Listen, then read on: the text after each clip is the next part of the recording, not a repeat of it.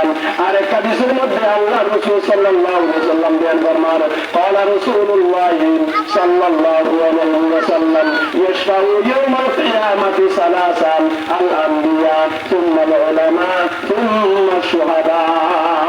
আল্লাহ রাসূল সাল্লাল্লাহু আলাইহি ওয়াসাল্লাম বয়ান ফরমাতেন, ইয়াশফাউ ইয়াওমাল কিয়ামাতি সালাসান, কিয়ামতের দিন তিন শ্রেণীর আল্লাহু আকবার মানুষের সুপারিশ, আল্লাহু আকবার বলবো কিয়ামতের ময়দানে মাশারে মানুষের আল্লাহ বলিয়ে তিন শ্রেণীর মানুষের সুপারিশ করবেন।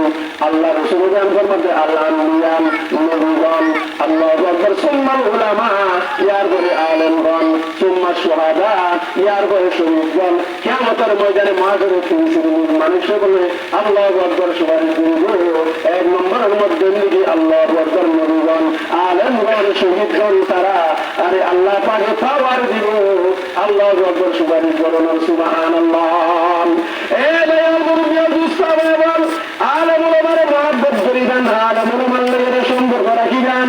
কারণ আল্লাহ রাসূল সাল্লাল্লাহু আলাইহি ওয়াসাল্লাম ফরমাতে কুন আলিমান আও মুতাআল্লিমান আও মুস্তামিয়ান আও মুহব্বান ফালা তাকুল খামিসাতা ফাতাকুল জাম। আল্লাহ রাসূল বলেন ফরমাতে কুন আলিমান, আলেম হও, আলেম যদি হতে না পারো, আও মুতাআল্লিমান আলেমের ছাত্র বানাও,